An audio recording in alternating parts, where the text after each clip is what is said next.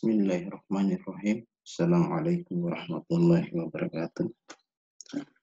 Adik-adik sekalian yang saya banggakan, pada pagi ini kita akan mendiskusikan tentang film krustase. Kemarin kita sudah membahas tentang film krustase pada kelas beberapa kelas. Kemudian pada pagi ini kita akan menuntaskan film krustase ini pada beberapa kelas yang belum selesai. Baik, pada kesempatan ini saya akan menjelaskan tentang film krustase dari kelas-kelas yang juga tidak kalah dengan kelas yang sebelumnya, ya. Beberapa kelas yang saya maksud di sini adalah seperti kelas Brachiopoda. Kalau kita dengar branch ini adalah, maka kita akan melihat ada branch dan ada poda. Nah, itu ya. Jadi branch itu kalau kalian pernah melihat ikan, maka bagian tabis atau insang itu dinamakan branch. Nah, saya kira kalian dengan mendengar ini saja, maka kalian akan mengetahui bahwa branch itu adalah alat penyaring, ya, penyaring makanan.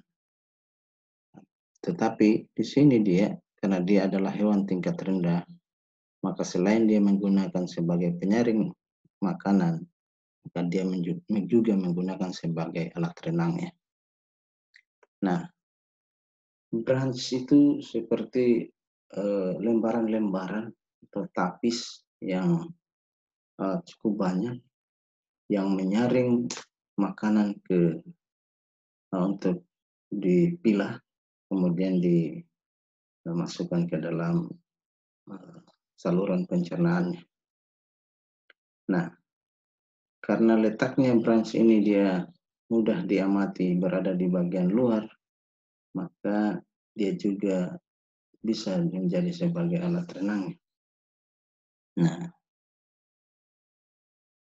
jadi untuk kelas Brachiopoda ini agak berbeda dengan krustase yang lain. Kalau krustase yang lain itu umumnya dia sudah memiliki kepala dada yang boleh juga dikatakan dia bersatu. Nah, ini dia tidak punya kepala dan dada yang bersatu. Jadi tidak memiliki cephalothorax. Kepala itu adalah cephalin, thorax itu adalah dada. Jadi dia tidak punya cephalothorax, kepala dada yang bersatu. Nah, ukurannya ini sangat kecil sebenarnya, ini hewan, tapi ada yang sampai ukuran 10 cm. Nah, dari kelas-kelas Brachiopoda ini ada beberapa ordo yang dikenal seperti Anostraka, Notostraka, Oncostraka, dan Cladocera.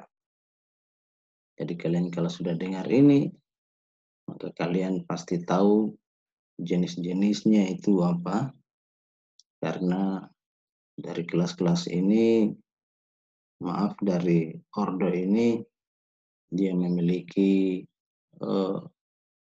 beberapa nilai ekonomis penting. Nah, kemudian pembagian dari ordo ini itu berdasarkan bentuk tubuhnya, kemudian kondisi karapasnya, mata majemuknya, ya, ruas-ruas tubuhnya. Sehingga ada perbedaan dari bagian-bagian itu sehingga dikelompokkan lagi pada ordo yang baik, gitu ya. Jadi pembagian sesuatu itu, pembagian dalam sistematika itu atau taksonomi itu berdasarkan penciri ada tidaknya perbedaan dalam satu kelas. Kalau satu kelas itu ada perbedaan lagi, maka dipisah ke dalam ordo. Kemudian ada perbedaan dalam ordo, akan dipisah lagi di dalam family. kemudian turun lagi setelah ada perbedaan dalam famili akan dipisah lagi dalam genus dan sampai dengan terakhir pada tingkatan spesies. Nah, baik untuk ordo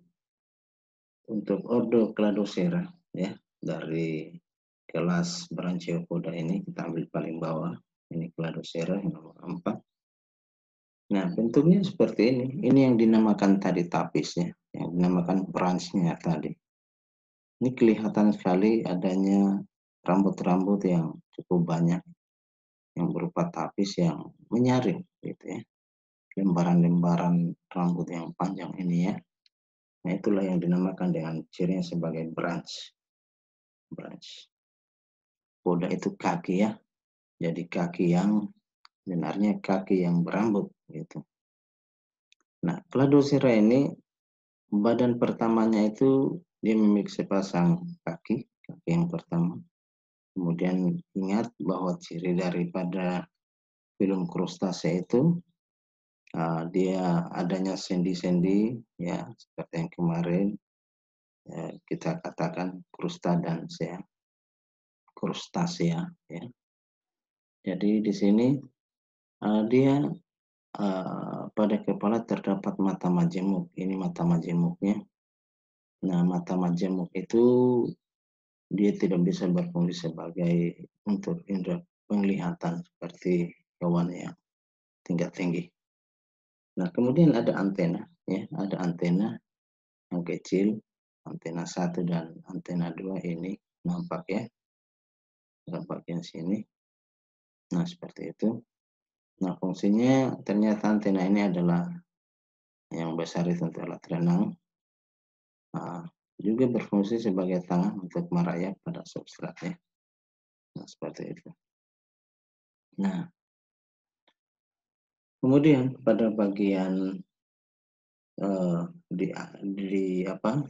bagian depan abdomen bagian depannya itu perut ya, dilengkapi dengan 2 helai setae yang abdominal. Jadi ada bagian depan perutnya ini ada setae-nya yang dilengkapi 2 helai setae yang abdominal ya. Di abdomennya ya. Nah, yang melekat pada perutnya gitu.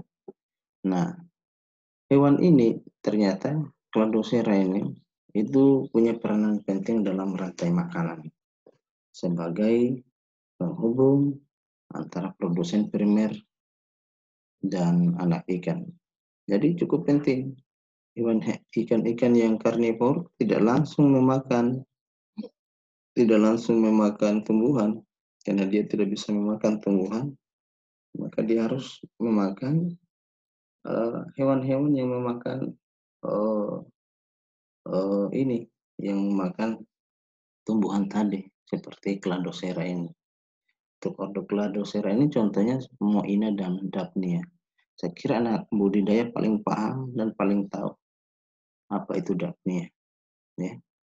Jadi Daphnia itu adalah makanan alami dari hewan ikan yang barusan dipijahkan, kemudian dia disimpan ke dalam ketika ikan itu habis dia punya kuning telur, maka dia harus memakan hewan-hewan yang kecil yang sesuai dengan bukaan mulutnya. Ikan-ikan tersebut, ikan-ikan kecil tersebut itu memakan umumnya Daphnia ini, ya, seperti ini. Nah, ini contoh dari Daphnia yang bisa kita lihat. Nah, di dalam satu bagian ini terlihat banyak sekali telur yang dierami sebenarnya. Jadi ada ruang pengeramannya dia, ya, seperti ini.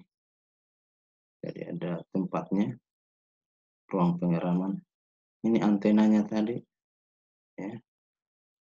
Nah, kemudian di sini ada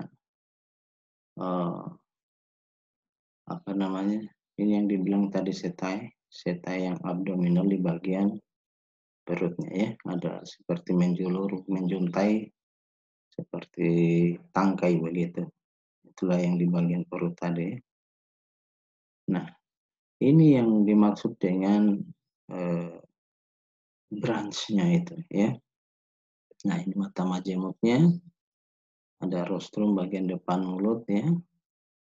Nah, kira-kira gambaran daripada hewan ini seperti ini adanya. Cukup banyak telur yang dierami ya, di dalam ruang pengeraman ya. Seperti itu. Jadi dia pada prinsipnya telur yang dibuahi itu tidak di luar, tetapi ada di bagian dalam. Jadi pembuahannya dia secara internal. Nah ini contohnya dapnya yang nampak jelas ya. Ada ruangan pengeramannya. Nah seperti itu. Ini setainya. Nah kira-kira demikian bentuknya. Nah kemudian ada Ordo Anostraka dari kelas Branchiopoda ini. Jadi dia punya mata, tetapi matanya tidak seperti tadi, dia melekat pada kepala. Ini tidak, matanya dia bertangkai. Jadi seperti kemarin yang Rimipedia, jadi matanya bertangkai atau udang apa? Udang apa? Lupa ya kemarinnya. Yang seperti belalang sembah kemarin. Nah itu matanya bertangkai, tapi dia tidak punya karapas. Nah ini menjadi aneh ya. Dia tidak memiliki karapas. Jadi hewan ini tidak punya ruas-ruas ya, tidak memiliki ruas-ruas. Hanya ciri yang umum dari krustase itu adalah dia memiliki antena pertama ya dan antena kedua. Nah ini. Nah kemudian hewan ini aneh karena dia berenangnya itu dengan cara berenang terbalik seperti ini ya. Kemudian dia mempunyai mata yang bertangkai ya, tidak memiliki karapas, tidak memiliki antena pertama yang kecil dan antena kedua yang besar ini ya, seperti ini. Nah, ingat dari Anostraka ini, maka dia paling banyak dikenal oleh masyarakat karena hewan ini memiliki peranan ekonomis yang cukup tinggi. Nah, saya kira saya harus katakan kembali bahwa anak budidaya itu paling paham dengan hewan ini. Nah, hewan ini itu disebut dengan Artemia, contohnya ya, spesiesnya. Nah, saya kira mereka tidak akan pasti tahu apa itu Artemia ya. Nah, Artemia ini adalah pakan alami ya, yang digunakan di bak-bak hatchery, pembenihan ikan, udang, pada saat setelah fase pemberian pakannya setelah fase kuning telur habis, dan ini digunakan untuk diberikan makan. Nah, jadi hewan-hewan tadi ini seperti Artemia ini dia menjadi makanan yang sangat penting di dalam rantai makanan ya, yang menghubungkan antara hewan tingkat produsen ke hewan tingkat satu, yakni ikan. Jadi dia masuk di dalam rantai itu tadi ya. Sehingga kalau hilangnya organisme Artemia ini bisa dibayangkan akan menyebabkan ketidakstabilan dari ekosistem. Karena yang menyambungkan ke ikan kecil ini siapa? Kalau bukan peran dari hewan-hewan seperti Artemia tadi, kemudian Cladocera yang kita kenal.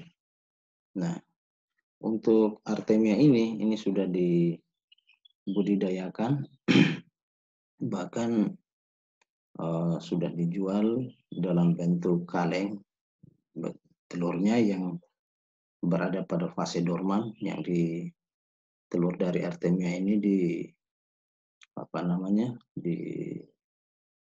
disimpan di dalam kaleng Harganya cukup mahal dalam satu kaleng ya, bisa mencapai 600 sampai 900.000 ya, setengah kilo.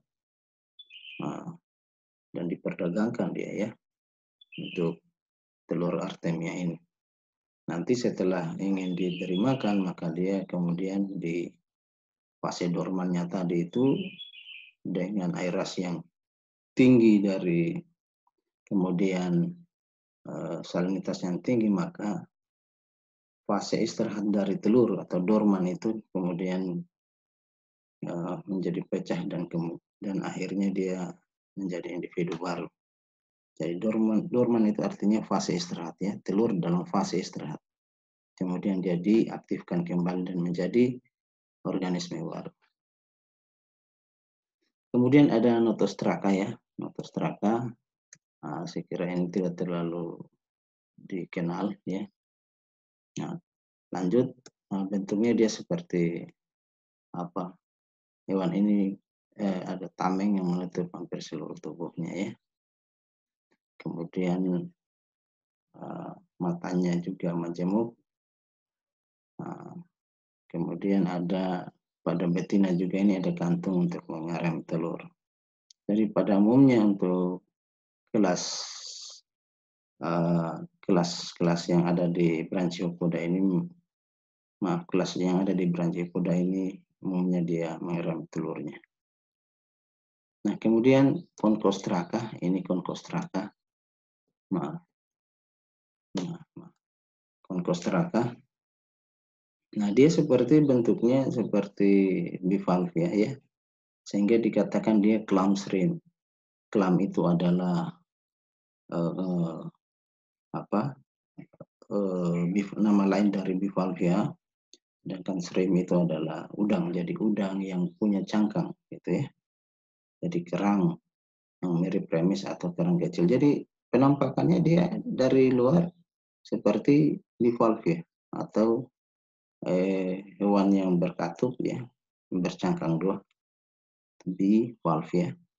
Tapi ternyata dia dihuni oleh hewan lain yang hidup di dalam sini. Ya. Beda dengan kelomang kemarin ya. Kalau kelomang itu untuk siput, ya, siput-siput. Tetapi hanya dia menggunakan cangkang siput yang sudah mati kemudian ditempati oleh kelomang. Tapi kalau ini dia memang bawaannya dia punya cangkang. Kemudian ada bagian dalamnya itu ternyata adalah hewan yang beruas-ruas yang punya ciri-ciri seperti ciri-ciri hewan krustase. Nah, dan dilihat dia memang ternyata adalah krustase karena memiliki ciri yang mirip dengan krustase tadi. Nah, dia punya Branchiopoda. Nah, kemudian disinilah kemudian pada akhirnya dinamakan dia sebagai Concostraca. Nah, hewan juga ini dia mengerami telur yang ada di bagian dorsal antara tubuh dan kerapas. Ingat, pada bagian tubuhnya tadi, branch itu dia sebagai alat untuk menyaring makanan, dan juga selain dia menyaring makanan, juga sebagai alat geraknya. Nah, ini hewannya. Nah, kemudian bagaimana fisiologi sistem saraf untuk organisme dari kelas ini tadi ya, kelas Branchiopoda. Jadi jantungnya itu sudah ada, berada di belakang kepala tadi kalau kita lihat pada bagian yang sebelumnya, pada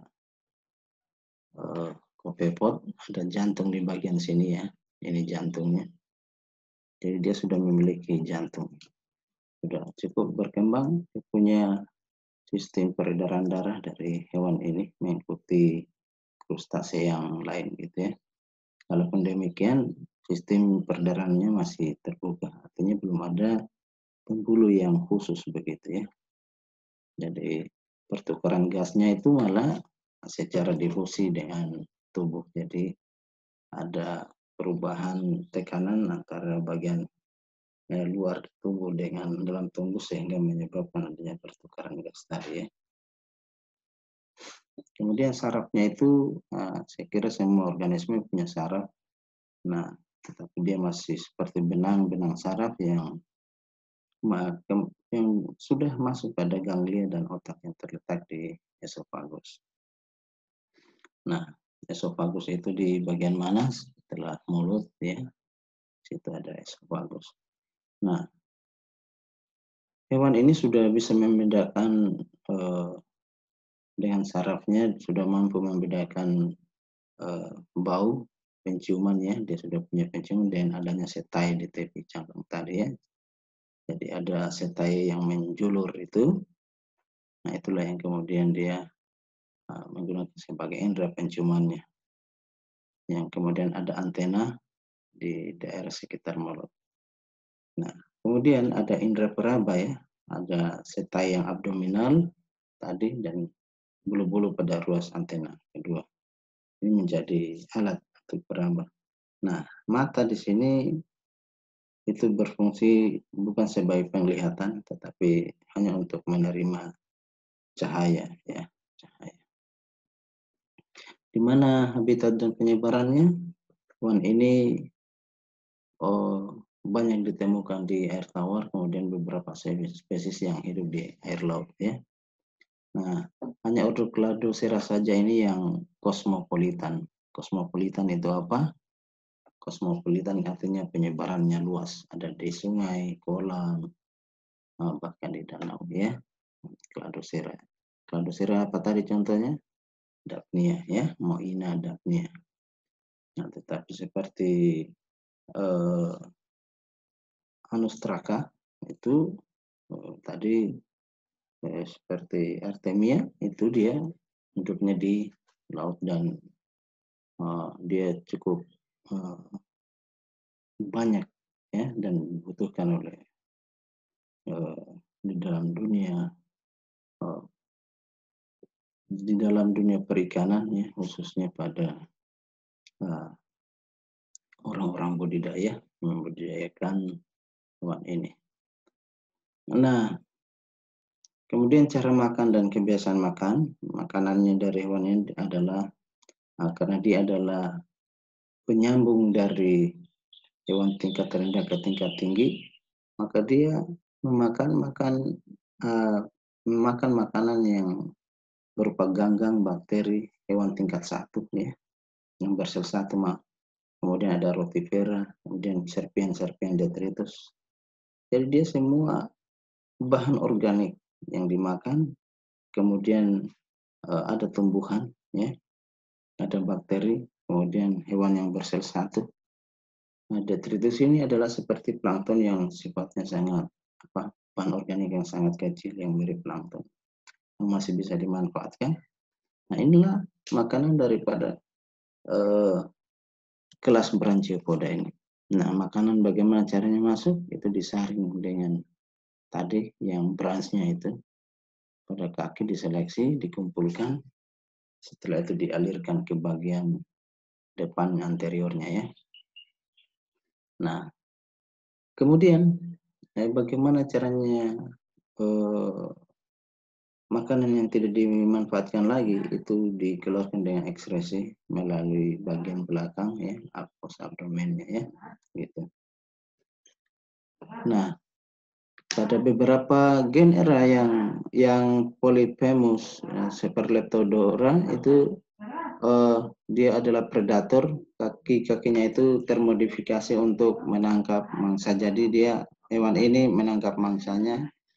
Jadi hewan ini kaki-kakinya tadi itu akan termodifikasi menangkap mangsa.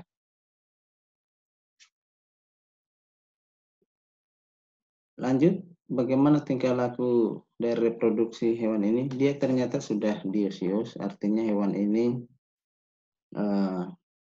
dia sudah berbeda antara jantan dan betina pada kondisi lingkungan yang baik. Itu pada kondisi lingkungan yang baik. Tetapi pada saat kondisinya itu dia tidak stabil, maka dia bisa berkembang biak secara partenogenesis. Nah, ini partenogenesis perlu dipahami. Apa itu partenogenesis? Nah, partenogenesis saya kira kalian sudah paham sekali di SMA pernah kalian dapat. Ternyata dia tidak butuh pasangan untuk berkembang biak. Ya. Jadi dia ini hanya satu jenis kelamin dia sudah mampu berkembang biak. Ya. Nah, seperti itu. Itu pada kondisi dia partenogenesis. Jadi tidak akan hilang hewan ini sebenarnya. Karena dia ada potensi reproduksi yang cukup tinggi dengan model partenogenesis ini. Nah, telurnya dirami dalam kantung pengiraman ya seperti tadi. Nah, tidak ada stadia larva. Betina ketika sudah tiba fase setelah larva tadi, telur langsung dierami dan kemudian melepaskan anak-anaknya keluar. Ketika sudah pada fase di mana dia sudah mampu anak tersebut untuk berenang ya. Gitu. Jadi jantan dan betina itu hampir sama ya, ukurannya lebih kecil ya. Jadi seperti itu, jadi jantan hampir sama dengan betina, hanya dia berukuran kecil, antenanya lebih besar. Nah, jadi jantan umumnya dia punya ukuran yang lebih kecil ya daripada betina dan punya pengait untuk memegang betina. Jadi cirinya itu bisa dilihat adanya pengait tadi. Nah, pada kondisi lingkungan buruk, betina itu mampu menghasilkan telur yang seksual ya, yang dapat dibuahi oleh jantan. Jadi dia punya, kalau dia telurnya diploid ini menjadi haploid dia ya, yang bisa dibuahi oleh jantan. Nah, peranan dan nilai ekonomi saya kira hewan ini kalian ketahui bahwa dia cukup berperan cukup penting dalam rantai makanan seperti yang saya sebutkan tadi. Seperti yang saya katakan bahwa bisa dibayangkan kalau hewan ini tidak ada, maka terputuslah kehidupan karena tidak adanya penyambung antara produsen ke hewan tingkat konsumen tingkat pertama seperti ikan-ikan karnivor yang memakan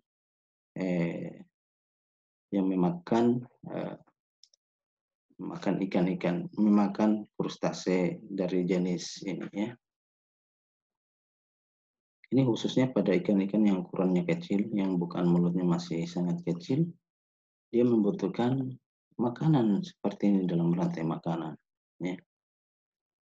Telur artemia kita ketahui dia bisa diperdagangkan, ya, dan sangat baik di dalam makanan awal baik bagi ikan dan udang pada usaha-usaha pembenihannya di kolam-kolam budidaya. Nah, begitu pula Moina dan Daphnia yang dibudidayakan. Nah, biasa diberi makan untuk ikan hias dan anak ikan. Jadi ini adalah termasuk pada jenis pakan alami, ya, pakan alami. Nah, hanya saja beberapa hewan lain bisa merusak tanaman seperti padi, ya, pada Nocostraca ini yang memakan batang padi muda, gitu ya. Kemudian ada kelas Mystacocaridae. Kita lanjut pada kelas berikutnya. Ini pada daerah-daerah pesisir pantai ya, yang berpasir, sang surut yang bersih. Jadi ketika perairan itu masih bersih, maka hewan ini masih cukup banyak didapatkan. Jadi dia merupakan salah satu bioindikator tentang baik tidaknya suatu tempat di laut. Bila perairan tersebut sudah tercemar, maka hampir dipastikan pada daerah ini hampir tidak ada lagi hewan ini ya. Daerah interstisial itu di mana? Pada bagian daerah intertidal ya, berpasir pada saat pasang surut. Nah, miripnya seperti bentuknya itu mirip kopepot ya, panjang. Hanya dia silindris, dia lebih silinder bentuknya. Nah, seperti itu. Nah, kemudian ada kelas Branchiura. Nah, Branchiura ini merupakan hewan yang hidup di cukup banyak kita dapatkan pada perairan tawar, kemudian perairan laut, yang kalau kalian lihat bentuknya, maka kalian pasti mengatakan bahwa hewan ini parasit. Karena bentuknya seperti ini, adanya pengait ya, yang pada bagian tubuhnya, yang memparasit pada beberapa jenis-jenis ikan. Nah, jadi dia ekto, ya, hidup sebagai ektoparasit. Nah, ektoparasit itu apa? Nah, ini dia itu parasit pada di luar tubuh inangnya. Jadi dia pada luar tubuh inangnya dia parasit sih, menempel dan memanfaatkan sumber makanan yang ada pada inang. Dengan demikian maka dia bisa hidup, ya seperti itu. Pada kelas Branchiura ini, pada bagian mandibelnya itu ya, pada bagian mandibel bagian depannya itu menjadi alat penusuk untuk mengisap darah, ya seperti itu. Nah, digunakan menempel pada inang dan bentuknya macam-macam ya, seperti kait. Nah, kemudian dia punya telur, dia tidak dierami, ditempelkan pada substrat tumbuhan. Jadi dia telurnya itu tidak seperti kelas Branchiura yang tadi, kelas yang sebelumnya, tapi telurnya itu dia dierami ya, tidak dierami, ditempelkan di dasar perairan ya, dasar perairan pada pertumbuhan bentik. Cukup banyak jenisnya, ada sekitar 150 spesies. Nah itu. Kemudian ada kelas Copepod. Nah, kelas Copepod ini dia merupakan krustase ya, bentuknya seperti pohon. Tapi dia sebenarnya juga ada yang 25% sebagai parasit, dan parasitnya pada luar tubuh inang ya, sama yang tadi. Nah, sehingga kalau hewan-hewan yang ektoparasit ini pasti ada seperti pengait begitu ya. Nah, ciri-cirinya mirip sekali memang pada sebagai krustase, kan dia hewannya ini adalah hewan yang punya sekat-sekat seperti itu ya. Nah, ini bentuk-bentuk daripada pengait yang ada pada copepod ya, copepod tadi. Nah, ini bentuknya, modelnya ya. Nah, sehingga mudah sekali dia mengaitkan, mencantolkan pada hewan inangnya. Nah, jadi pada permukaan tubuhnya terdapat, jadi ini apa? Hewan ini dia bisa masuk pada tubuh inangnya melalui, bisa di tubuh, kemudian sirip, di insang ya. Dan inilah, karena dia parasit maka dia cairan tubuh inang itu akan diambil oleh hewan ini. Nah, tetapi copepod juga ada yang endoparasit ya. Nah, hanya saja yang endoparasit ini dia tidak punya mulut, dia langsung mengambil makanan yang diserap dari inang. Itu ya, bukan main.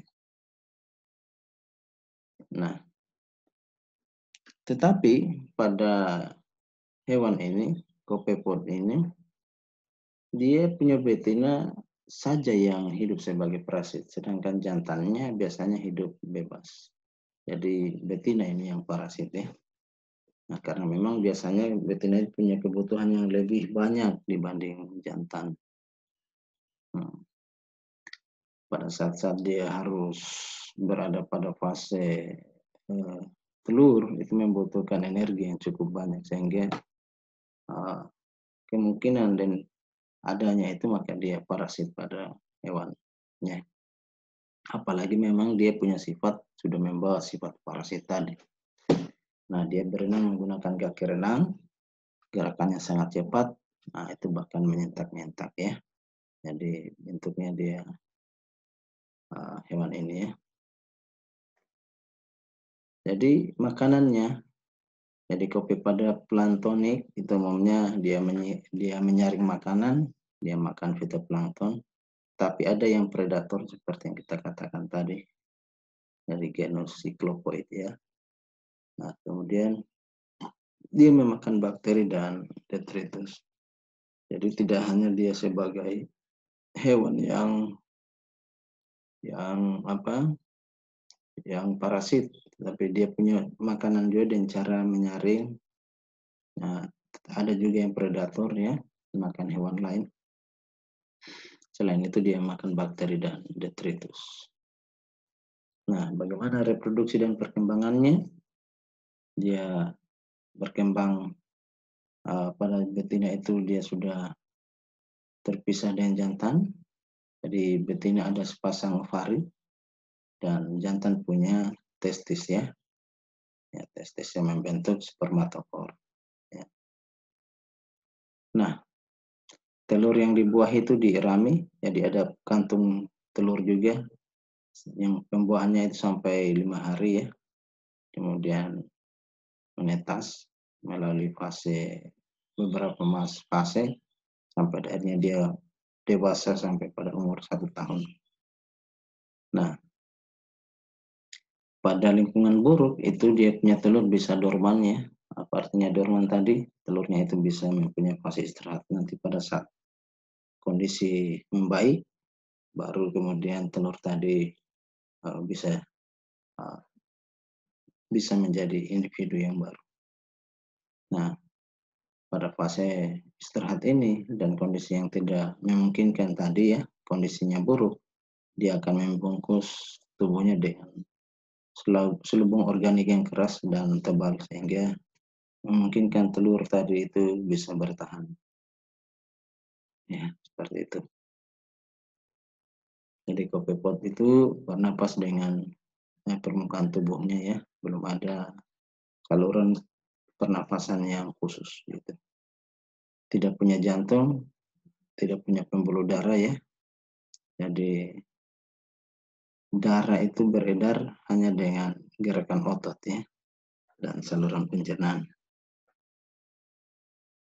Hanya beberapa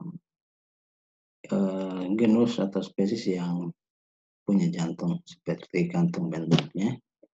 Susunan sarafnya pun seperti benang ya, yang tidak melewati bagian toraksnya, kepala.